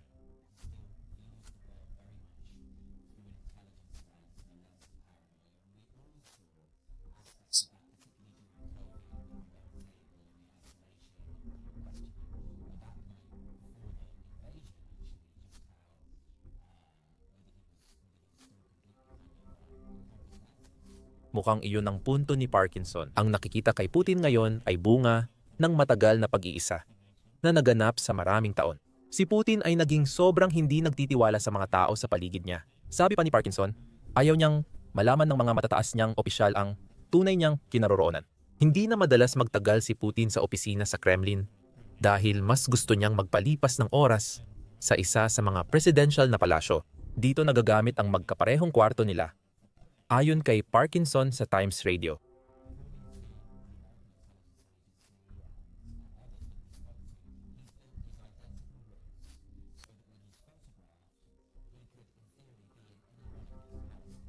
Naguutos si Putin na magpalipad ng peking eroplano kapag magbibiyahe siya para lumikha ng kalituhan at maiwasan ang pagtatangkang hulihin siya. Kung hindi iyon paranoia, ano pa? Mas naunang nabanggit si Stalin sa video. Ipinapakita ng pagbanggit na ito ang malaking kabalintunaan sa asal ni Putin. Nabanggit ng Foreign Affairs ang dekada 1920 nang magsimulang umangat si Stalin. Noong panahong iyon, si Nikolai Bukharin ang pinakamalapit na kaalyado ni Stalin. Habang pinapalakas ni Stalin ang kapangyarihan niya, naging target din si Bukharin. Ipinahuli ni Stalin ang isa sa kanyang pinakamalapit na kaalyado dahil sa sabuatan noong 1937 at ipinapatay ito makalipas ang isang taon. Bahagi iyon ng pagsisikap ni Stalin na linisin at palitan ang lahat ng tumulong sa kanya para makamit ang kapangyarihan. Namatay si Stalin sa edad na 73 sa huli. Natakot na rin sa kanya maging sariling mga doktor niya dahil sa kanyang paranoia at galit. Si Putin ay kasing edad na ni Stalin noong namatay ito at tila ginagamit niya ang mga taktika ni Stalin sa kanyang mga ginagawa ngayon. Maaaring itinuturing niyang inspirasyon ang pamumuno ni Stalin mula 1924 hanggang 1953. Malinaw na mahilig si Putin sa kasaysayan dahil ginamit niya ang iba't ibang kasaysayang ginawang sandata bilang dahilan para bigyang katwiran ang kanyang digmaan sa Ukraine. Ngunit ang malaking kabalintunaan ay ang obsesyon ni Stalin sa pagpapanatili ng kontrol at ang matindi niyang paranoia ang nagdala sa kanya sa pamumuno ng isang bansang puno ng panunupil at naparalisa ng napakasamang ekonomiya na nagdulot ng pinsala sa kanyang mga mamamayan. Sa huli, labis ang takot niya, kaya hindi na siya nagtitiwala kahit kanino habang naghihingalo. Si Putin ay nasa parehong landas na maaring magdala rin sa pagtataksil na iniiwasan niya. Umiiral na ang Stalinistang panunupil. Nahihirapan na ang ekonomiya ng Rusya, bagamat hindi pa ito tuluyang bumagsak. Baka ang natitirang pag-asa ni Putin ay mamatay sa puwesto kaysa mapalitan ng di niya inaasahan kahit sa kanyang paranoid na isipan. Hindi na lihim na desperado ang Rusya na masakop ang lungsod ng Pokrovsk sa rehiyon ng Donetsk sa Ukraine. Mahigit isang taon na nilang sinusubukang kontrolin ang lugar. Sunod-sunod ang mga pag-atake nila. Ginagamit nila ang lahat ng paraan para mabasag ang depensa ng Ukraine at tuluyang makuha ang kontrol. Sunod-sunod nang natatalo ang kanilang puwersa. At tila ito na ang pinakamalaking pagkatalo ni Vladimir Putin at ng kanyang makinarya ng digmaan. Sa pagkakataong ito, hindi lang napigilan ng Ukraine ang pag-atake ng Russia. Libo-libong sundalong kalaban, pati tangke at kagamitan ang nawasak, kaya napapakamot ulo ang mga komander ng Kremlin at nagtatanong kung saan sila tutungo mula rito. Hindi ganito dapat ang mangyayari. Iba sana ang pagkakataong ito dahil isa ang Pokrovsk sa pangunahing target ng Russia sa kanilang malaking opensiba ngayong tag-init. Sumuko na sa pagtiis sa pagkaantala at kabiguan, nagpasya ang Kremlin ilang buwan na ang nakalipas na ibuhos lahat ng mayroon sila sa lungsod. Madaling makita kung bakit. Ang Pokrovsk ay mahalagang sentro ng industriya, lohistika at transportasyon. Matatagpuan ito sa isang napaka-estratehikong lokasyon. May ilang malalaking highway na nakapalibot sa lungsod at umaabot sa lahat ng direksyon sa buong Ukraine. At mayroon din itong pangunahing linya ng tren na dumadaan dito. Mahalaga ang lungsod na ito para sa sinumang may kontrol dito. Tinatawag itong Gateway to Donetsk. At dito dumadaan ang maraming supply ng Ukraine mula sa loob ng bansa. Maraming supply ang dumadaan sa Pokrovsk patungo sa frontlines na nagbibigay sa mga sundalong Ukrainian ng pagkain, tubig, bala, gasolina, at dagdag na puwersa. Para sa Ukraine, ang Pokrovsk ay matatag na base kung saan sila pwedeng mag-operate. Para sa Russia, ito ay hakbang pasulong papasok sa Donetsk at mas malapit sa Kiev at iba pang mahalagang lungsod ng Ukraine. Dahil dito, matindi ang labanan ng dalawang panig para sa lugar na ito. Dahil dito, noong Hunyo, nagtambak ang Russia ng humigit kumulang 100,000 at 10,000 sundalo sa sektor ng Pokrovsk. Mula noon, naging pinakamainit na lugar ang Pokrovsk sa buong linya ng labanan. At dahil unti-unting nauubos ang mga sundalong Ukrainian, inasahan ng maraming analyst na sa wakas ay mababawi na ng mga Ruso ang lungsod. Sa papel, dapat iyon ang nangyari, ngunit matagal na sanang panalo ang Russia sa digmaang ito. Dahil mas malaki ang kanilang puwersa, mas moderno ang kagamitang militar, at mas marami silang armor, missile, bomba, at iba pang sandata kumpara sa kalaban nila nang sinimulan nila ang pananakop. Sa digmaang ito, bihirang mangyari ang mga bagay ayon sa kung paano ito nakasulat sa papel. Patuloy na nilalampasan ng Ukraine ang inaasahan at hinahangaan. Habang hirap at magulo pa rin ang Rusya kapag humirap ang sitwasyon, gaya ng nangyari dito, nagtipon ang Rusya ng puwersang inakala nilang sapat para sakupin ang Pokrovsk. Mayroon silang 10,000 sundalo na handang umatake laban sa mas kakaunting bilang ng mga tagapagtanggol ng Ukraine. At ang opensiba ngayong tag-init ay nakatakdang sundin ang isang mahigpit at eksaktong schedule. Una, sasakupin ng Rusya ang Pokrovsk. Plano ng mga general na pumunta sa Hilagang Silangan para palibutan ang Fortress Belt. Matitibay na kuta ng Ukranya gaya ng Sloviansk at Kostiantynivka ay kontrolado pa rin ng Kiev. Ayon sa ulat, nangako ang Kremlin commanders ng mabilis at walang awang pagpapatupad. Pero hindi ito nangyari ayon sa plano. Nabigo ang hukbong Ruso na makamit kahit isa sa kanilang pangunahing estratehikong layunin sa buong tag-init na opensiba, lalo na sa loob at paligid ng lungsod ng Pokros, sa kabila ng kanilang pagsubok ng lahat ng maisip nila. Kabilang na ang pagpapadala ng mga sundalo sa lungsod na nakadamit sibilyan, paglulunsad ng sunod-sunod na pag-atake gamit ang maliliit na mobile na grupo, at maging paggamit ng artilleriya at iba pang mga sandata para bombahin ang lugar. Ang mga commander ng Kremlin ay tanging ilang nakalimutang bukirin, hiwa-hiwalay at guhong pamayanan, at malulungkot na linya ng puno lang ang nasakop. Ang Pokros mismo ay nananatili sa kamay ng Ukraine. Patuloy na mahusay ang mga tagapagtanggol ng lungsod sa pagpapanatili ng kanilang posisyon kahit sa gitna ng matinding pagsubok at kahirapan. Maraming dahilan kung bakit labis na nabigo ang opensiba ng Moscow ngayong tag-init sa direksyong ito. Ang pangunahing issue ay ang kakulangan sa armor. Ito ang unang pagkakataon sa digmaan na nakita ang Moscow na naglulunsad ng malaking opensiba ngayong tag-init na halos walang reserbang tangke. May ilang tangke pa ring namataan dito at doon. Kadalasan ay may nakakabit na kakaibang armor tulad ng mga paikot na barbed wire at pansamantalang tinik para makaligtas sa mga pag-atake ng kamikaze drone. Sa huli, napilitan ang mga puwersa ng Russia gumamit ng mas simple at hindi matibay na sasakyan tulad ng motorsiklo, daip at golf cart. Simple lang ang dahilan. Nagsimula ang Russia sa digmaan na isa sa may pinakamalaking imbakan ng tangke sa mundo. Mabilis bumaba ang bilang ng ginamit ng mga Ukrainian, ang mga mina, drone at misil para sirain ang mga ito. Habang nagpapatuloy ang digmaan at lumalala ang kapabayaan ng mga commander ng Russia sa kanilang armor, sobrang dumami ang mga nasira at nawasak na sasakyan na hindi na nila kayang ayusin. Dahil dito, napilitan ang Kremlin na gumamit ng desperadong hakbang, gaya ng paglabas ng mga lumang kalawangin tangke ng Soviet mula sa imbakan. Napagtanto nila agad na ang mga tangke mula Cold War ay hindi gaanong kapaki-pakinabang laban sa modernong kalaban na innovative at madaling mag-adapt.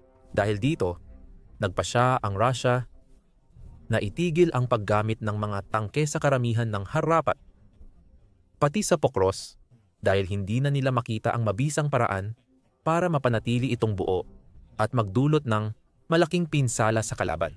Ang problema ay, kapag walang armor na sumusuporta sa kanila, mas mahina ang mga ground troops kahit gaano pa sila karami. Kaya kahit nagtipon sila ng malaking puwersa sa Pokros, hindi nagtagumpay ang Russia na makalusot sa linya ng Ukraine dahil paulit-ulit silang pinipigilan ng mga drone operator ng Ukraine. Madalas, ang mga drone ay lumilipad ng malayo sa likod ng mga frontline, umaabot ng hanggang 15 at kalahating milya sa teritoryo ng kalaban. Sinusuri ang paligid para sa anumang palatandaan ng buhay bago tumutok at wasakin ang anumang target na kanilang makita. Dahil dito, marami sa puwersa ng Rusya ang nawasak bago pa makarating sa Pokros, at ang mga naiwan ay halos walang paraan para ipagtanggol ang kanilang sarili laban sa walang katapusang dagsa ng mga drone na umaaligid sa kalangitan sa itaas. Ang pangalawang malaking dahilan kung bakit nabigo ang opensiba ng Rusya sa Pokros na magtagumpay ay ito. Ginamit ng Ukraine ang tag-init para magsagawa ng mga tumpak na malalayong atake sa mahahalagang lokasyon at ari-arian ng Rusya. Gamit ang long-range drones, high-mobility artillery rocket systems, HIMARS at mga misil, tinamaan ng mga sundalong Ukranyano ang pinakamasakit na bahagi ng Rusya. Sinira nila ang mahahalagang infrastruktura at supply ng Kremlin, gaya ng supply depot, convoy ng gasolina, at command post. Ang epekto ng mga pag-ataking ito ay nagsasama-sama, at sa bawat pagkakataon na pasabugin ng Ukraine ang isang ammunition depot o fuel truck, Nade-delay at nagugulo ang mga plano ng Rusya. Biglang napilitang magsimula muli ang mga komandante ng Kremlin. Kailangan nilang magplano ng bagong estratehiya, schedule, at solusyon sa mga bagong problemang dulot ng Ukraine. Napakahalaga ng bahaging ito sa buong estratehiya ng Ukraine sa digmaan. Kadalasan, tinutukoy ng puwersa ng Kiev ang pinakamahalagang ari-arian at infrastruktura para sa Russia. Naghihintay sila ng tamang panahon, gumagawa ng mga plano, at nag-aabang ng tamang sandali para ilunsad ang kanilang mga pag-atake. Pinipili ang pagiging eksakto, may katalinuhan, at maingat. Kabaligtaran ito ng pabaya, magastos, at hindi napapanatiling kilos ng mga kalaban. Nawalan ang Rusya ng napakaraming kagamitan ngayong taon, nawasak ng mga drone, misil, at rocket ng Ukraina. Hindi nila naipadala ang mga bala sa mga sundalong nasa Pokros, mga sasakyan at armor na sanay nagamit para mapabagsak ang depensa ng lungsod. Mga bala ng artilleriya at iba pang sandata na sanay nakapagpahina sa mga linya ng kontrol ng Ukranya, at iba pang supply na sanay naging mahalaga sa nagpapatuloy na labanan para sa importanteng industrial na lungsod na ito. Ito ang ikatlong dahilan kung bakit hindi pa naitaas ng mga sundalong Ruso ang kanilang watawat sa lungsod ng Pokrovsk. Taktika. Ang magkaibang taktika ng dalawang hukbo ay isa sa pinakakapanapanabik na kwento ng digmaan ngayon. Sa kabilang banda, gaya ng nabanggit, ang Ukraine ay sumisimbolo ng maingat na pagpaplano at paggamit ng yaman. Simula pa lang ng pananakop, alam na ng Kiev ang kanilang posisyon sa digmaan. Alam na nila mula pa noong una na mas kaunti ang kanilang puwersa, yaman, at mababa ang tsansa ng tagumpay sa direktang laban sa kalaban. Mabilis na napagtanto ng Ukraina na kung nais nitong manalo sa digmaan na ito, o kahit papaano ay mabuhay ng sapat na matagal para magkaroon ng tigil putukan o kasunduan sa kapayapaan, dapat itong maging matalino, gamitin ang kakaunting kalamangan nito, umasa sa suporta ng kanluran, at samantalahin ang pagiging nasa sariling teritoryo. Hindi nito kayang magpadala ng kasing daming tropa at yaman gaya ng Rusya, kaya hindi nito kayang ipaglaban bawat pulgada ng teritoryo. Sa halip, kailangan nitong piliin ang mga labanan, tukuyin ang mga lugar na pinakamahalaga, at gawin ang lahat ng kinakailangan para ipagtanggol ang mga iyon. Malinaw na hindi nagtagal bago napansin ng mga puwersang Ukranyano na ang Pokros ay isa sa pinakamahalagang lugar na kailangan nilang panatilihang kontrolado. Ang mga kalapit na pamayanan at maliliit na bayan at nayon sa lugar ay hindi ganoon kahalaga, basta't nananatili sa kontrol ng Kiev ang Pokros. Kaya, sa halip na ikalat ng husto ang kanilang puwersa at subukang hawakan ang bawat piraso ng lupa, pinayagan ng Ukraine na kunin ng Russia ang ilan sa mga hindi gaanong mahalagang bahagi ng lupa dito at doon, habang pinatitibay naman ang kanilang mga tagapagtanggol sa mga lugar tulad ng Pokros, upang kapag dumating ang panahon, handa silang ipaglaban ang kanilang posisyon. Sa kabilang panig, ang Russia ay gumamit ng ibang taktikal na plano mula simula ng digmaan. Kumpiyansa sa laki ng kanilang hukbo, sa tila walang katapusang dami ng mga bagong recruit na maaari nilang tawagin bawat buwan, at sa napakaraming inventaryo ng mga tangke, armor, at mga bala, nagsimula ito. Gumamit ng brute force na estratehiya ang Russia sa buong digmaan. Paulit-ulit nitong tinangkang talunin ang kalaban sa buong frontline. Nagtapon ng maraming tao at armas kahit sa maliliit na pamayanan at makitid na teritoryo. Hindi ito nakontento sa mas mababa sa ganap na pananakop ng mga teritoryo ng Ukraine. Anuman ang kapalit, at kung pag-uusapan ang gastos, ang mga commander ng Kremlin ay nakakahiya sa sobrang pag-aaksaya ng kanilang mga yaman, lalo na ang mga sundalong nasa ilalim ng kanilang utos. Madalas itinuring ng mga namumuno ang tropa bilang pambala sa kanyon at itinapon sila sa kamatayan. Alam nilang may papalit sa kanila matapos 1 linggo o 2. Dahil dito, malaki ang pagkalugi ng Russia. Marami ang napatay o nasugatan na sundalo kapalit ng kaunting tagumpay sa teritoryo. May mga taong namatay o umuwi na may mga sugat na magbabago sa kanilang buhay. Lahat iyon para lang sa kakaunting tipak ng lupa o sa isang bukirin na puno ng hukay. Ayon sa The Economist, maaaring umabot sa 984,000 hanggang 1,438,000 ang kaswalti ng Russia at hanggang 480,000 sundalo ang namatay. Siyempre, malaki rin ang naging trahedya ng Ukraine sa sarili nilang mga kaswalti. Pero mas mababa ng malaki ang tinatayang kabuang bilang ng mga nasawi at nasugatan kumpara sa mga Ruso. Ayon sa The Economist, tinatayang 77,000 ang namatay at 77,800 ang nawawala sa panig ng Ukraine. Ayon sa pinakamagandang pagtataya, 5 sundalong Ruso ang namamatay sa bawat isang Ukrainian na nasasawi. Kahit mas mataas pa ang totoong bilang, ang estadistikang iyon ay malakas na halimbawa ng magkaibang taktika ng dalawang panig.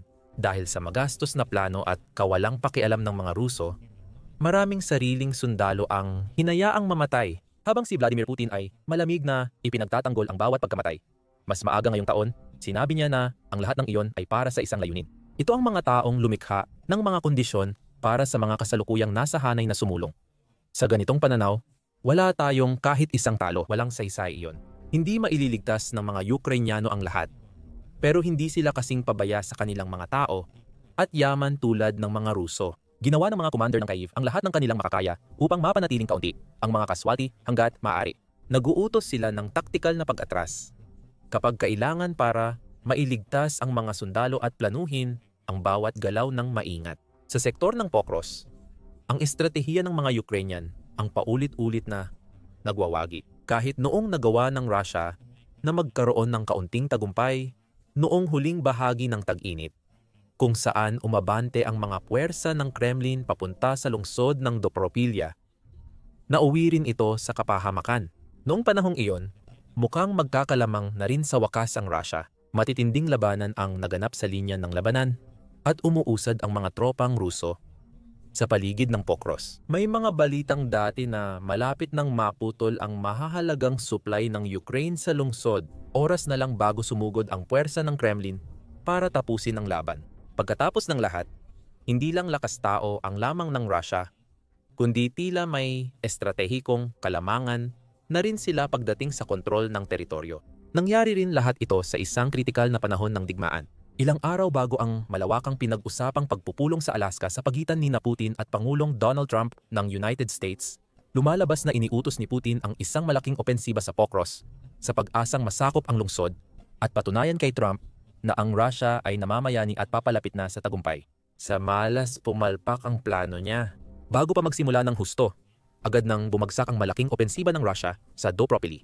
Ilang sandali matapos, inanunsyo ng Ukraine na nabawi nila ang maraming baryong dating kontrolado ng Russia at ang mga grupo ng tropang Ruso ay naputol sa kanilang mga linya ng supply at mga reinforcement bago sila tuluyang nalipol o nahuli ng kanilang mga kalaban. Bago matapos ang Agosto, nabawi na ang mga nakamit ng Russia sa rehiyon. At muli na namang napaatras ang kanilang mga tropa. Noong Setyembre, lalo pang naging desperado si Putin nang lumabas ang mga ulat na ang Russia ay bumaba na sa mas malulupit na gawain. Sabi ng isang artikulo sa Telegraph, nagpadala ang Russia ng mga sundalong may malalang sakit gaya ng human immunodeficiency virus at hepatitis sa labanan malapit sa Pokros. Nilagyan ng espesyal na armband ang mga sundalong ito para makilala sila sa malulusog nilang kasamahan. Ayon kay dating British Army Colonel at chemical weapons expert Hamish de Breton Gordon, ito ay malinaw na palatandaan ng matinding pagkadesperado ni Pangulong Putin na masakop ang lungsod ng tuluyan. Wala nang pinipiling paraan. Desidido si Putin na ituloy ang laban sa ganitong paraan. Sa palagay ko, naniniwala si Putin na kung titiisin niya ang Ukraine at mga kaalyado nito, siya ang magwawagi. Bahagi ng estratehiya ang pagtapon ng tao sa gilingan ng karne at si Pokros ang mismong gilingan. Ipinagpatuloy ng eksperto ang pagbubuod sa madilim na sitwasyong kinakaharap ng hukbo ng Kremlin. Ngayon, hindi lang dugo, kundi pati kakayahan ang nawawala sa hukbong Ruso. Ang mahinang kalusugan, pagpaplano, at paghahanda ay kasing lala ng anumang sandata ng kanluran. Mukhang hindi rin gaganda ang kinabukasan ng Russia sa ngayon. Sa ngayon, sinasabing nagsasagawa ng clearing operation ang mga tropang Ukrainian sa buong sektor ng Dobropilya, na nakatutok lalo na sa lugar ng Volodymyrka. Doon, kamakailan ay nagpasya ang Russia na magpadala ng ilan sa natitira nitong armor at naglunsad ng sunod-sunod na mekanisadong pag-atake laban sa mga depensang linya ng Ukraine. Muling nabigo ang mga pag-atake, ginawang malaking libingan ang lugar na puno ng bangkay ng mga napatay na tropang Ruso at mga nasunog na labi ng sumabog na sasakyan. Ang mga unit ng impanterya ng Ukraine ay nagmamanman sa bahaging ito ng Donetsk Mahusay na sinusuportahan ng mga reconnaissance at first-person view drone sa himpapawid na nag-iinspeksyon sa lupa para sa anumang natitirang palatandaan ng buhay. Hinahanap nila ang natitirang sundalong Ruso. Ang iba'y nagtatago sa palumpong at basement, habang ang iba'y tumatakas. Sa kasamaang palad, marami sa mga Rusong iyon na kaya pang maglakad o tumakbo ay patungo sa maling direksyon. May mga grupong nakita na hindi patungong silangan at supply post nila, kundi papasok sa kanluran, sa mga lugar gaya ng Nikonorivka, kung saan mas maraming tropang Ruso ang napalibutan at nahiwalay. Naghihintay na lang na mapatay ng mga sundalong Ukranyano. Sa madaling salita, ang mga puwersang Ruso sa bahaging ito ay kumikilos na parang wala sa sarili dahil sa matinding takot. Tumatakbo mula sa isang mapanganib na lugar papunta sa isa pa. Kulang sa bala, pagkain, supply. Walang ligtas na daan ng pagtakas at halos walang pag-asang makaligtas. Para silang mga dagang ligaw at nauubusan ng mapupuntahan. Samantala, ang mga unit ng Ukranya ay patuloy na hinaharap ang sitwasyon ng may kalmado at kontrol, maingat na tinutuntun ang kanilang mga kalaban, hinahanap at winawasak ng may eksaktong layunin at direksyon. Iniulat ng pangkalahatang tanggapan ng Ukranya na araw-araw silang umuusad at muling nababawi ang ilang milya, kuwadrado sa lugar, habang pinagtitibay ang kontrol hindi lang sa Volodymyrivka, kundi pati na rin sa Mayag. Bumisita kamakailan sa unahan si Ukranya punong komandante Oleksandr Sersky at kinumpirma sa ulat na tuloy ang kontra, sabotahe at paglilinis na operasyon para malinis ang lugar mula sa natitirang grupong paniktik ng Russia at hiwalay na unit. Sinabi ni Sersky na mananatiling aktibo ang mga puwersa ng Ukranya at magpapatuloy sa kontra-opensiba sa Dnipropetrovsk para itaboy pabalik ang mga Ruso. Ngunit ang mga numero ang siyang nagpapakita ng pinakamatingkad na larawan ng matinding kabiguan ng Russia sa sektor ng Pokros. Ayon sa ulat, mula Agosto, 21 halos 14,000 sundalong Ruso ang na-neutralisa ng Ukranya. Kasama rito ang mahigit 8,400 napatay, 5,000 at 400 nasugatan at 124 na huli. Habang nagpapatuloy ang mga pagsisikap ng konsolidasyon sa rehiyon at patuloy na lumilipad ang mga drone ng Ukranya sa kalangitan upang maghanap ng mga naiwang sundalo at sasakyang pang-supply, malamang na lalo pang tumaas ang mga bilang na iyan. Akala ng mga komandante ng Rusya na masusakop nila agad ang Pokros at sinabi ni Putin na makukuha nila ang buong Donbas bago magtaglamig. Habang lumilipas ang tag-init at bumubuhos ang ulan ng taglagas sa larangan ng labanan sa Donetsk, nananatiling pareho ang kalagayan ng Rusya. Walang pag-usad ang kampanya sa Donbas, kontrolado ng Ukraine ang Pokros gamit ang drone at artillerya, habang nagkakandara pa sa buhay ang mga natirang sundalong Ruso. Alamin pa ang tungkol sa kabiguan ng opensiba ng Rusya ngayong tag-init sa bidyong ito, na tumatalakay kung paano at bakit muling nabigo ang Kremlin sa mga layunin nito. Panoorin ang bidyong ito para makita kung paano nagsisimulang maghiwa-hiwalay ang Rusya dahil sa mga rebelyon, separatistang kilusan, at gerilyang pakikidigma na nagbabanta sa bansa. Sa huli, huwag kalimutang mag-subscribe sa aming channel para tuloy-tuloy mong mapanood ang mga makabuluhang video breakdown ng mga pinakabagong balita sa digmaan ng Rusya, Ukraine, at iba pang labanan sa mundo.